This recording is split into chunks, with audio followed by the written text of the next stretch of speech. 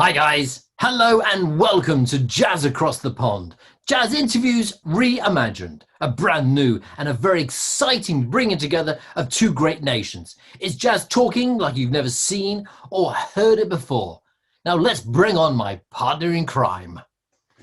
So here he is, my partner in crime from the other side of the pond. Hello, my friend. How are you, sir? Good, good, good. All the better for seeing you. Oh, thank you so much. I'm always flattered. So here we are then. So a very good evening to Jazz Across the Pond from me, Roger Lee, aka the Jazz Cat. And I'm Kevin Goolsby, and they call me Mr. G. Mr. G, Mr. G, the logic to my pretzel. Oh my, okay. The logic to your pretzel. So if I remember correctly, that's a reference to Steely Dan's 1974 project, Logic Pretzel, right? Okay. Now, but I'm a little confused, Roger, because a year earlier in 1973, Yep. you told me I was the countdown to your ecstasy. So which one is it, fickle one? Well, take your choice. That's a good one.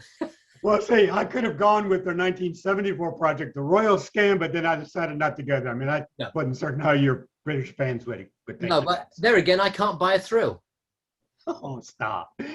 Our Steely Dan fans are getting all this, but there's a lot of people that go, what are they talking about? Yeah, for those of you who don't know, Roger and I are big fans of Steely Dan. It goes way back for both of us. So, and Roger, of course, being a DJ, spun quite a few of their music back in the day. Oh, yeah. Yeah, well, there you go. But Steely Dan, I mean, there's not many people can come out with a debut album, can't buy it through with Reeling in the Years and Do It Again. I mean, that a debut album. Anyway, listen, we're digressing. Let's bring it back in again and remind us where we are. Listen, okay, let's talk about last week's show. Yes, Lisa Edia, a former protege of Liberace and a darling of Sirius XM.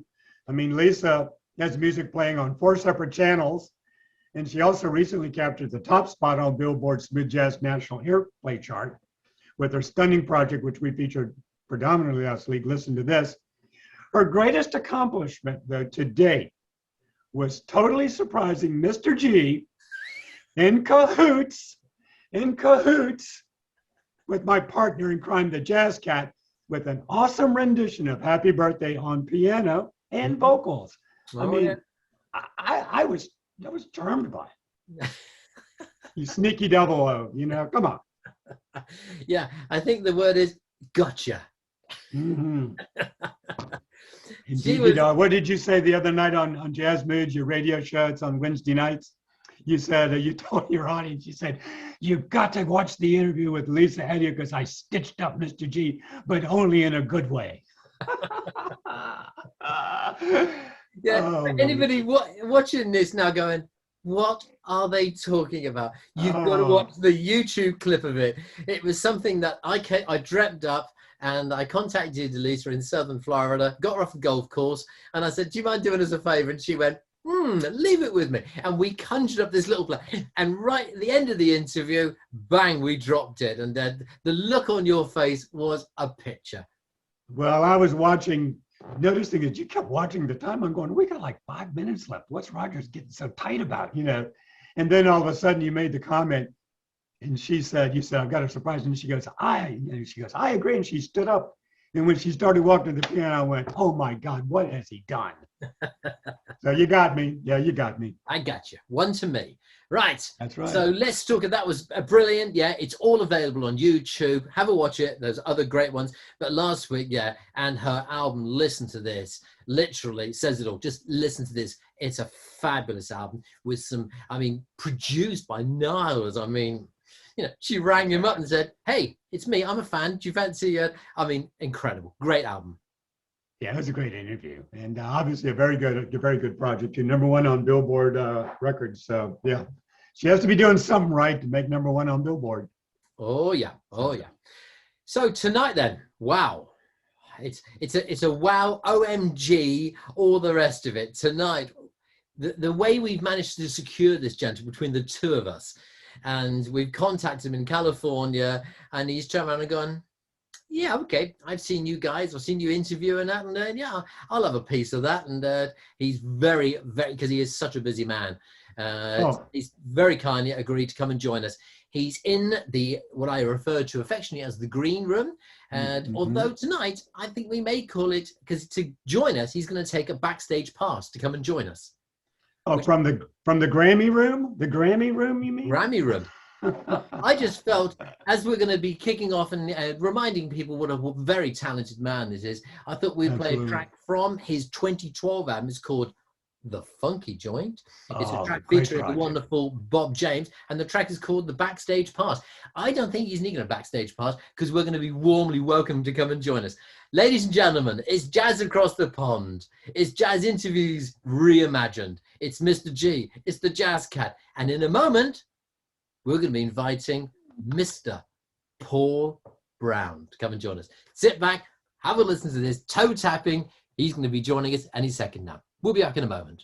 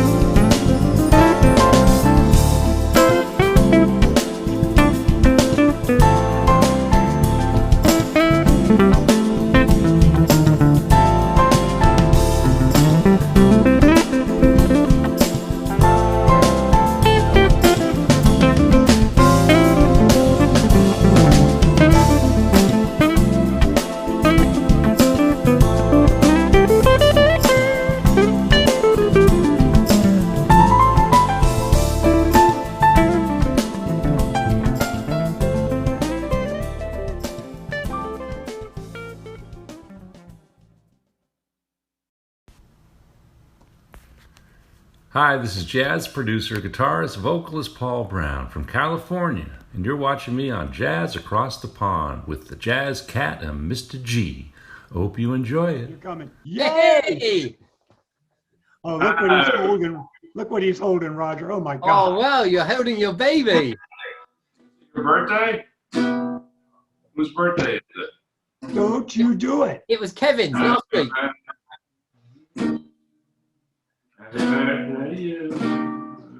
Let's see. It's got to be bluesy. It's got to be bluesy, Paul. Yeah, I'll figure Because something. I turned 68, so I'm having the blues, brother. Oh, dear. I'm right behind you. I'm going to be 65 next month.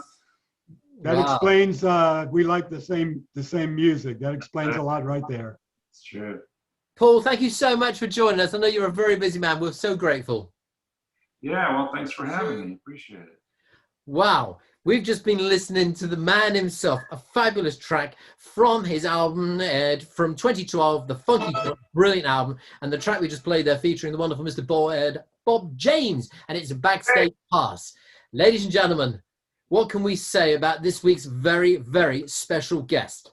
A multi-talented producer, engineer, and guitarist, a two-time Grammy winner for his production on the wonderful Norman Brown's album, Just Chilling, another credible album there. And he's also had nearly 80 radio #1 airplay hits. And finally, a very, very popular guitarist, artist, performer in his own right. What more can we say about this? Ladies and gentlemen, followers of Jazz Across the Pond, would you please join Mr. G and myself as we welcome the man himself from California, Mr. Paul Brown. Oh, The crowd goes wild. the child goes wild. Paul, it's so kind of you to join us. This is fantastic. Thank you so much. No problem. Glad to be here and been watching your interviews, and you guys really go in depth, and it's really cool. Oh, Well, thank you, Paul. Thank you, Paul. Thank you. That is Look wonderful. at all the CDs behind you, for God's sakes. Yeah. No, don't get him started, Paul. Don't get him The started. wall of doom back there. Close, but no banana, brother. You've got a massive section all the way down, which I've had to pull out to put beside the desk here just to talk to you about them. Anyway, let's crack straight on with it. Paul, our researchers have had to do overtime this week to compile the information about your good self. Born and raised in California, you came from a very musical family with both your parents were singers. Apparently, where they were right in saying they used to sing, they sang with Sinatra, Elvis, and Streisand. You started the love of musical instruments, playing the piano at the tender age of 4, moving to guitar at the age of 7. Paul, please tell our followers more about your childhood, your famous uncle, who was a drummer and a vibe player, and those famous jamming sessions. Yeah, I was lucky. My parents were amazing musicians, and my dad was an arranger. But my uncle Al Goodman was a drummer. He played with Vicky Carr and a few other luminaries. And actually, he's still alive, and he lives in Palm Springs. And he actually came to one of my shows recently, and I took drum lessons from him from age 5 to 15 every week. Wow. And I used to stay at his house, and I was friends with his kids, and it was wonderful. And like you were saying, he also played the vibraphone, and so even at a young age, he would write out a part for me to play, and then he would play the vibes. So I was jamming with a world-class musician, even as a child, and then later I started giving drum lessons because drums was really my first instrument, and I, because I play guitar as well, I did the same thing for my students. They would play drums, and I would write out a part for them to play, and I would jam on the guitar. So they got that same experience that I got as a child. So yeah, that was cool. And my parents, were like you said, they're singers, background singers, and my mom was probably one of the most famous background singers of all time. She did Rise Around the San Francisco Tree for over 50 years. That was her voice. And I loved her. I loved that. I loved that. And they were the original, Flintstones, Meet the Flintstones, the two of them. And, Batman and all these big iconic TV shows and movies. And there was a time when, if an actress opened up her mouth on a movie to sing, it was my mom's voice coming out. And they did everything for Disney and Hanna-Barbera, and it was just unbelievable the amount of stuff they did. And they sang. My mom died in '94, and she was still singing with the King Sisters at 92, still performing. And my dad, he died at 91, and still they were singing all the time. You know, on Saturdays, they had all their singing buddies and musician buddies over to their house for bagels on every Saturday. So my whole childhood was spent with the house full of these, you know, Henry Mancini and you know, everybody that they were working with at the time, and they were both in the Meltones. They met in the Meltones. Well, if I can just very quick, it's funny you're saying about Henry Mancini, because a couple of weeks ago we interviewed David Benoit, the wonderful David Benoit, and we were chatting, and I grew up listening to Mancini. And when I mentioned one of my favorite albums was A Warmer Shade of Ivory, and David Benoit nearly fell off his chair. He went, "That's my favorite album of all time." And I went, "Me too." It was like really crazy. Wow. Yeah, Henry was something else, and of course an amazing songwriter and arranger and everything else. And his wife, Ginny Mancini, she was in a group with my mom called G6, Girls 6. And our families hung out, and I got to know, you know, his daughters and son. And so, yeah, it was, you know, I just figured that's the way everybody was, you know, back then. Like, you know, Right. hanging around with these people, you don't really realize until much later how, you know, lucky you were and how amazing these people were. Well, you know, Paul, you've already spoken about the influence of your parents and your uncle, and it's amazing, you know, when we look at your life story. I mean, you've had so many influential people that have touched your life, and it didn't stop, obviously, with your close-knit immediate family. I want to share a little something with our audience, but Roger's already mentioned you're a multi-instrumentalist, and we've learned that you play drums all the way through into your 20s. And you found yourself using your guitar to arrange music for the various bands in your youth. We also discovered at age 15, you began working as an assistant engineer in a studio. You moved on to study music and mathematics at the University of Oregon, but returned to LA to pursue your music career. Now, this is where, again, family kind of comes into play. Tell us about the advice you received from your brother-in-law, Lee Hirschberg, a highly respected engineer who won the 1966 Grammy for Best Engineered Recording for Frank Sinatra's outstanding song, one of my favorites, Strangers in the Night. I mean, wow. Yeah. Tell us about Lee's influence in your life. Well, it's pretty amazing, actually, because now, you know, I'm a accomplished producer, engineer, and golfer. And Lee got me into all those things because I was a drummer. I mean, essentially a drummer when when I was a kid, and when I met Lee, he was married to my sister. And when I got married at age 23, he called me the next day and said, "Man, how are you going to support your wife?" And I said, "Drumming as usual." And he goes, "Well, you need to start working in the studio." So he worked for Warner Brothers. He was chief engineer at Warner Brothers for over 30 years. Mm-hmm. He invited me to come down and start assisting for him. Excuse me. Mm-hmm. Which I did. And, hanging out with my parents in the studio growing up, I would always sit in the control room while they were out recording. And I always admired the engineer and the producer because these guys are the guys really, making it happen. And so I always felt, comfortable in that environment. And so as I started engineering and getting into bringing in bands on the weekend to produce and so on, which is something that was afforded to me because we had 7 studios there at Amigo Studios, which was a Warner Brother owned studio. And I was a Warner Brother employee, and they actually put me through engineering school as well while I was working there. Mm-hmm. So not only did Lee get me into engineering, or otherwise I'd probably still be a very mediocre drummer at this point.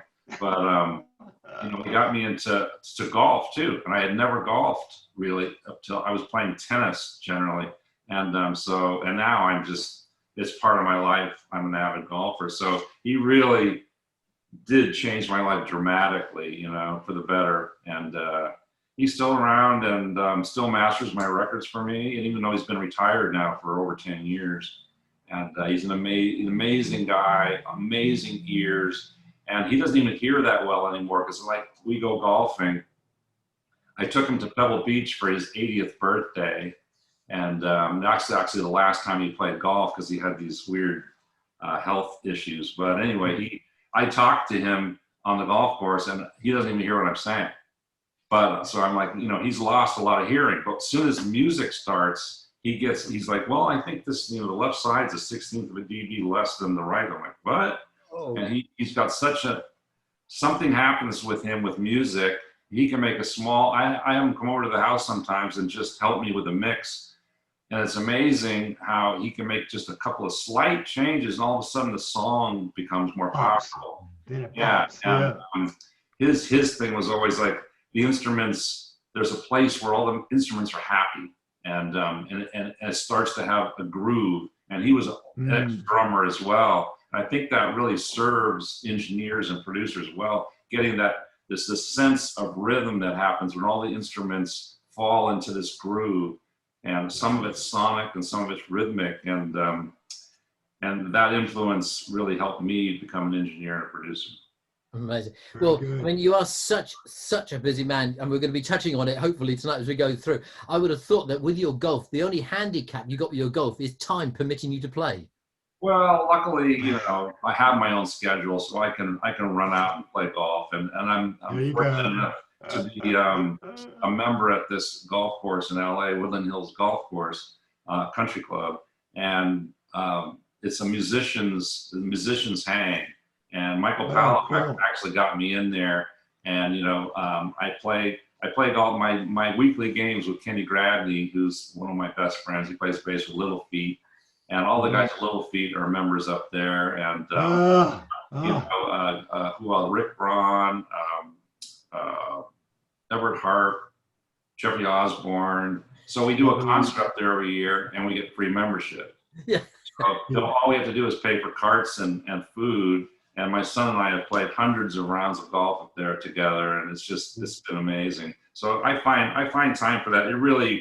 I find that when I'm golfing, I come up with all kinds of ideas for music, and it kind of frees you up, because you get into that survival mode when you're standing over the ball, and for that brief 5 seconds, whatever it is, nothing else is in your brain, and you have to get into that survival mode, and then it sort of frees you up. And I get all kinds of creative ideas when I'm golfing. And then plus you do a lot of business on the golf course. I've done tons of meetings on the golf course. Luckily we can use our cell phones on this particular one. Some don't allow that, but so no, it's an important part of my life. And I am a firm believer that you can work yourself way too hard. So you need balance of being outside, being with your friends, not doing music, so on and so forth. Okay, we're going to move on very, very swiftly because we've got so much to get through. And now coming from myself, coming from the UK, I'd like to ask you very briefly about your early days with a fellow Brit, the legendary blues artist Long John Baldry, and a guy who I introduced on stage once in Vancouver, because he moved to Vancouver, and we had an overnight in Vancouver, and they paid him to come on with the blues band and that back in the I don't know, many moons ago. And he came. So I don't know what year it was, because I had played there many times in Vancouver with him. I remember the venue was called the Roller Rink. Yeah. Was that the venue? He came onto the cruise ship. He actually. We had a cruise ship. Before we went up to Alaska, up to Anchorage and back again, we had an overnight in Vancouver. Anyway, so tell us very briefly more about your time with the wonderful Long John Baldry. Well, that's when I was playing drums, and I think it was. If I'm not mistaken, it was 74. I think we were just graduated high school, and my band was playing at the Troubadour, Doug Weston's Troubadour in LA, and Baldry happened to be there, and I was playing drums, and he came back afterwards and said, are you guys available to do some gigs with me? Because his band got stuck in England with problems with their passports and so on. Oh, wow. He had a tour coming up in 1 week.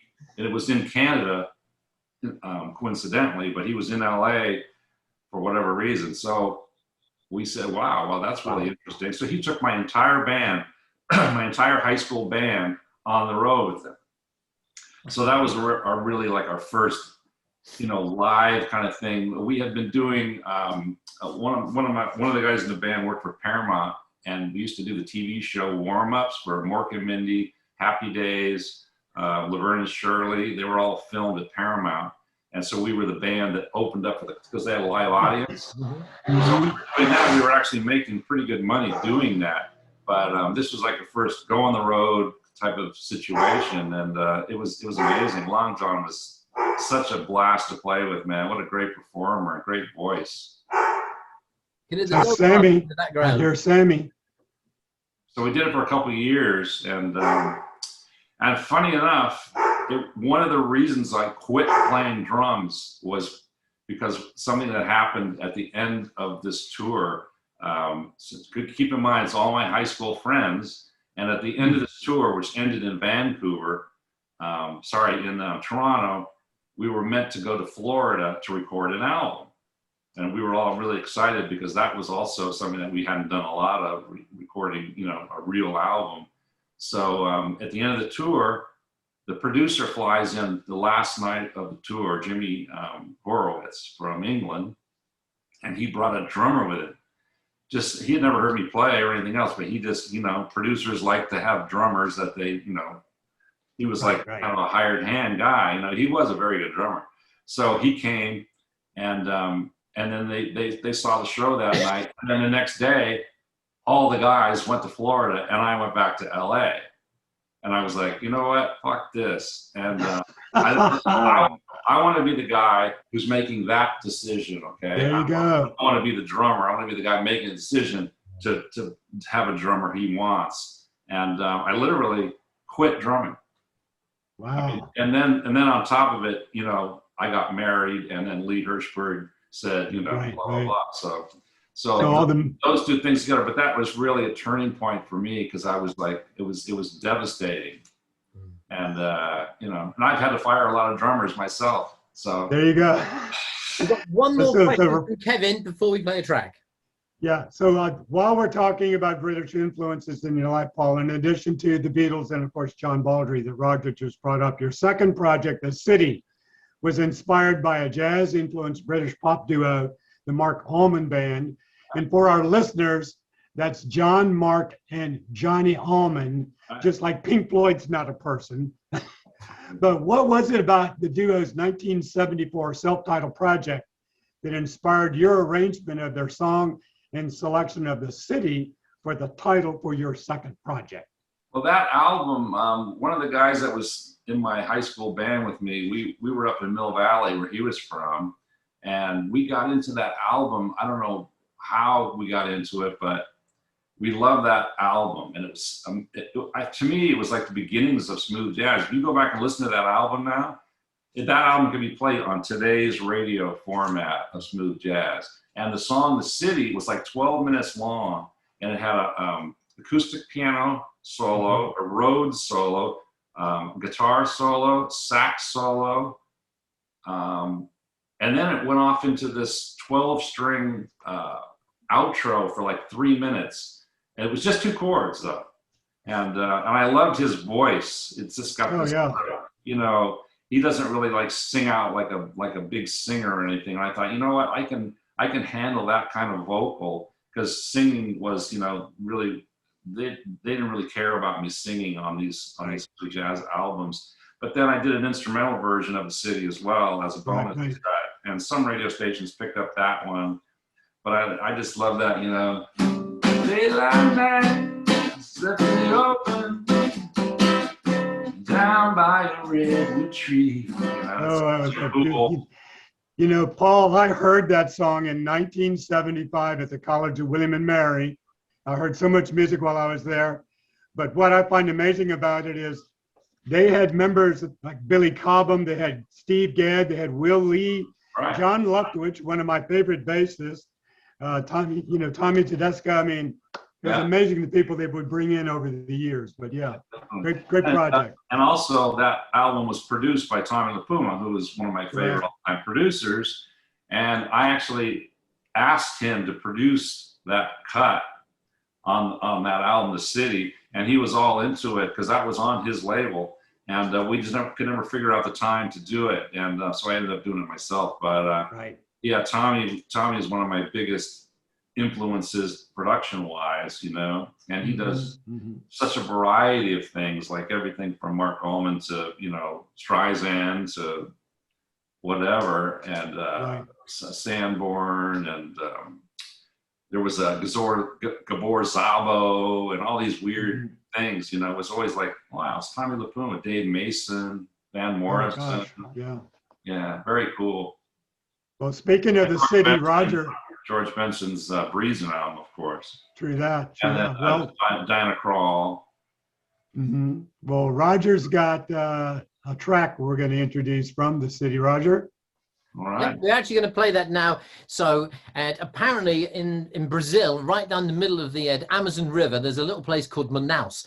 And if you go further down, there's a little tribe down there, and they're the only people in the world that have never heard of you, Paul. So, because everyone in the world has heard of you, so we're going to play a track now from the album The City. We'll be straight back with this wonderful. Stay with us now.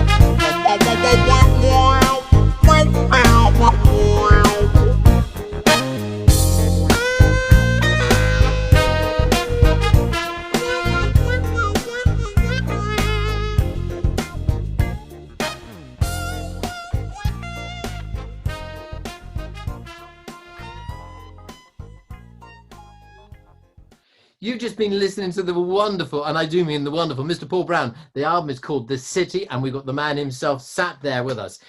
Paul, we're going to spring on you. We've got a couple of questions from our followers. As soon as they knew you were going to join us, they were like, where can we get a question to this man? I went, let us have it and we'll do it.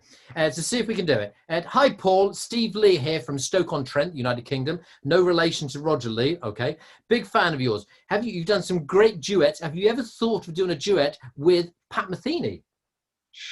Ooh. I would love that. I don't think that would be possible. He doesn't seem like he, has he done stuff like that? I don't know. But It's time. I love Pat Metheny, so I think he considers himself in a different genre, honestly. I've heard him say many times that he does not consider himself a smooth jazz artist. He considers himself a jazz artist. And it's, but yes, of course I would. One for the melting pot. Hello, Paul. I've watched the Jazz Cat and Mr. G Across the Pond interviews and would like to ask you, what made you introduce your Gibson guitar to the wonderful Led Zeppelin, which we introduced a few weeks ago on his album Tranquility, which you produced? You did a fabulous job on there. And do you feel that it really did it justice? It changed the whole taste of the album? You talking about on Les's album or my album? On Les's album, because you introduced him to the Gibson guitar. Well, as a producer, one of my main jobs is to make sure that whatever instrument the person's playing, a voice or whatever, that voice is distinct, and it's the best that person can offer. And so, like, I thought that his guitar playing was really good, but the sound that he used on his previous albums it was okay, but it wasn't real distinct. So if you put the record on, you didn't know that it was Les, or who knows who it was. It was, it was just kind of a generic guitar sound. Not bad, not good, just kind of there. So when he came to my house, like I've done with lots of other artists, I have, a few really nice guitars, and he gravitated towards the Johnny Smith guitar, which is an amazing guitar. And immediately his confidence level rose tremendously. And he was like, okay, now I really I feel like I really have a voice that's interesting and people are going to dig. And so I think it really helped in his case. Lots of people have used these guitars. George Benson's used my guitar. I mean, he's got tons of guitars to choose from. But with George, he already had a very distinct sound and playing and everything else. So in Les's case, I think it really did add a lot. It was a brilliant. Right. Hi, Paul. Monica here from Ireland. Would you consider playing at my wedding next year? I love Ireland, so any excuse to go to Ireland is okay with me. There you go. I went on a golf trip there. Loved it. Last couple of questions. Natasha from Devon. Patty Austin question, because I know you produced her wonderful album, On the Way to Love. What would she like to work with? Oh, she's great. She's just, she's the real thing. I mean, she's just oozes talent. When she sings, it's just like, wow. I mean, and she does background parts. My parents would be very, very impressed. And she's got a pure tone, but soulful and beautiful. And the last one from the UK, we got Jill from King's Stainton, a lovely little place. She's put, where did you get your nickname, the baby face of smooth jazz? I don't really know where that came from, but I think it was because it's not because of my baby face. It was because my R&B leanings and and he had a lot of success, and so I think it was more about that than anything. Okay, now we've got literally about 12 minutes left. Kevin, please come back, and we're going to really got some great questions coming up. Okay, Paul, if we might, let's turn to your days as producer and engineer working on your R&B music in the 80s. You've already kind of alluded to that. You worked with the great late Luther Vandross for 10 years, and you also worked with Diana Ross, Aretha Franklin, Patty Austin, just to mention a few. It was during this time you accepted the project with the saxophonist Sam Rennie, who you steered towards your wheelhouse of R&B to create a more urban kind of sound. Mr. Rennie's project is released and you prepare a second body of work, but find that Sam did not want to continue working with the record label. However, there was a young promising saxophonist on the label who was poised to release a debut project. You take the music intended for Rennie and give it to a young saxophonist named James Oppenheim, who was working with Morris Day. This young man's debut project, ultimately titled Trust, was released in 1992 and became a seminal point in both of your careers.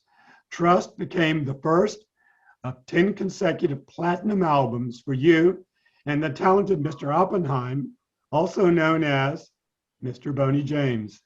Tell us about meeting Boney James and the incredible run the two of you shared together.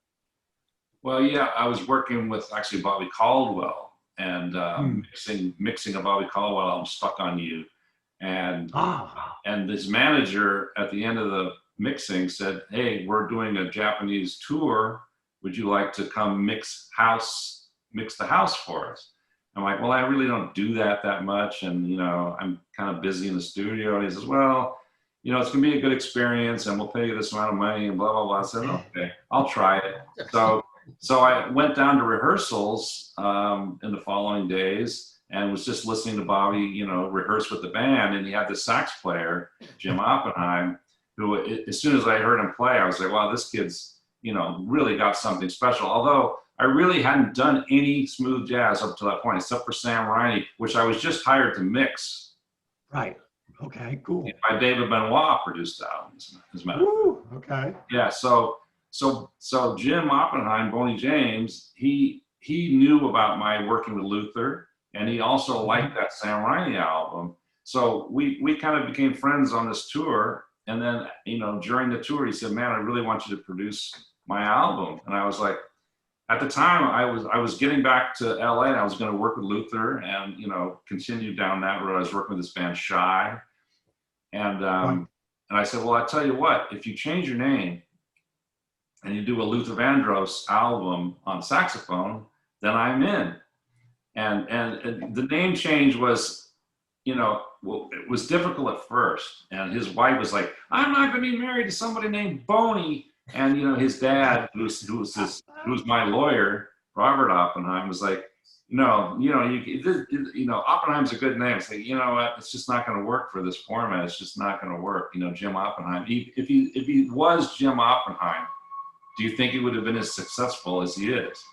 It's hard to say, but I kind of doubt it. So the name, we had a few different names, and even Bobby Caldwell threw a couple out there, James Honey, and, you know, there were some other ones in the offing, but right. I called Paul Jackson Jr. to play on the album, and I said, "Hey man, I want you to come down and play on this saxophones album." He goes, "Who is it?" I said, "It's Jim Oppenheim." He goes, "Oh, you mean Boney James?" Because he had that nickname when they were on the road for whatever reason. And as soon as I heard it come out of his mouth, I'm like, that's the name. That's the name. Yeah. And so it took a while, but now he even has it on his driver's license and his credit cards. I mean, he is Boney James. He is Boney James. So since then, you know, I changed Steve Grove to Huge Groove. And who else? We had Jessica Spinella, Jessie J. And, well, you changed Kevin Goolsby to Mr. G, so I have to give you credit for that. You know, right. So. Brilliant stuff. But I do have a couple of quick questions, if I might, Roger. Yep, please. All right. So the first one is from Emmanuel L. in New York City, and he wants to know, on your 2009 project, Foreign Exchange, there's a song called Brother Earl. Is it about a family member, someone you know, or a fictitious title? No, it's actually for a drummer, Earl Palmer. And he was one of my favorite drummers growing up, and he's an incredible drummer in LA. You know, played on hundreds, thousands of sessions. And he died during the making of that album. And the news, came into my phone when I was working on that song. So we just, you know, and I said, well, let's just call it Brother Earl. A lot of people thought it was for Earl, the guitar player that did that album with Benson. Earl Klugh. But yeah, it's Earl Palmer. Wow. Brilliant. Another quick question, Kevin? Yeah, I've got one more for you then. The other question would be, let me scroll back up and pick that one up. So this question is from Fort Worth, Texas. Maya W. wants to know, what was it like working with someone you so highly regarded, like Bob James, and what is the likelihood of that the two of you might collaborate on a future project? Well, he's always been one of my favorite people and musicians, and he's kind of more in my parents' generation. I mean, he's a little older, but his mentality is a lot more like that, like what I was used to growing up with, and where musicians really support each other and respect each other a great deal. And it's not like that now, but it's slightly different now. Everybody's more territorial, and I mean, they guard their thing a lot more than back then. So Bob has always been great. He was actually instrumental in signing Bowen to Warner Brothers too. He had a job as an A&R guy there, and Excellent. he really put his foot down and said, "This kid needs to be on the label." Right. Okay, so we've already. Can we take a break? Can we take a minute break? Are we live on the air? Right now? We're live. We can't go. We're gonna have to keep rolling at the moment, unfortunately, Paul. George Benson, the production on the Standing Together, brilliant album. Aldro, Tomorrow Today, and of course, All I've Got, two great albums there. Larry Colton, 2 albums of his, and word has it, you've just done a collaboration album with Mr. Larry. Right. Okay, that was one of the things. We've got about 3 minutes left. That was one of the things I was going to bring up because apparently you're a wine connoisseur. I thought I'd impress you. If this was actually live and we were sat around the table, I'll open this bottle of Chateau de Pape for you. All right, I love Chateauneuf too. Berg's my favorite. My second favorite is the Rhone, and then I like Italian and Spanish. Then I go to Bordeaux, and California is way down the list. Oh, okay. We are literally so close to the end of time, and it's such a shame.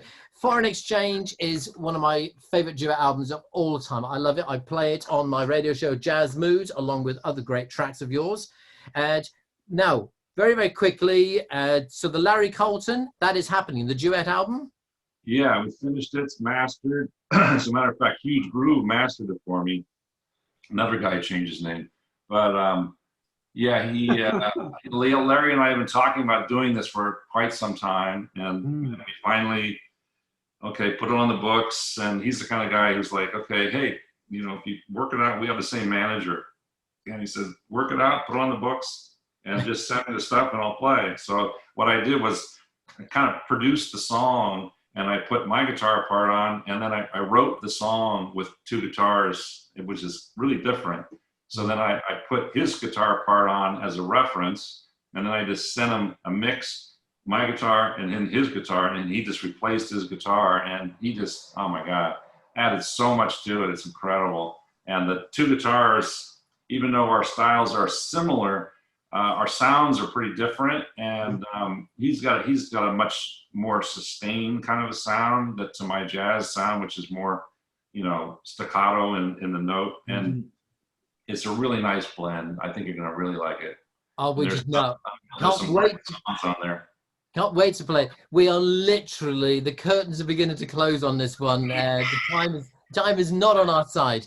We know that, of course, your great influence of Wes Montgomery, Joe Pass. Some great ones there, of course, but you've got your own fabulous style. The George Benson Breezing album, that changed your whole concept of, where that albums could come out instrumentally. We're going to finish tonight's interview with a track from your most recent album. It's called Once Upon a Time. I love the play on that, Once Upon a Time. And it's nothing but love, featuring the wonderful Jeff Ryan. Ladies and gentlemen, you've been watching Jazz Across the Pond. We are so, so grateful to have the man himself, Mr. Paul Brown, join us here. Thank you so much, sir, for joining us. Thank you, guys. It was a pleasure. Say goodnight, Kevin. Good night, Kevin.